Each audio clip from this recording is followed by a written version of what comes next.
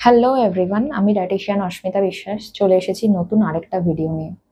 তো আজকের এই ভিডিওটা একটু ইন্টারেস্টিং হতে চলেছে, কারণ এই ভিডিওতে আমি বলতে চলেছি যে আপনার যদি কোলেস্টেরল লেভেল বেশি হয়ে গিয়ে থাকে, অর্থাৎ হাই কোলেস্টেরল লেভেল থাকে, তো সেক্ষেত্রে আপনার ডেলি বাজারের ব্যাগের মধ্যে, ডায়েটের মধ্যে কি রাখা উচিত, মানে আপনার কি কি জিনিস শপিং করে আনা উচিত বা বাজারে গেলে কিনে আনা উচিত। তো প্রথমেই বলি, এই জিনিসগুলো কিন্তু আমাদের প্রত্যেকের কিচেনে পাওয়া যায়।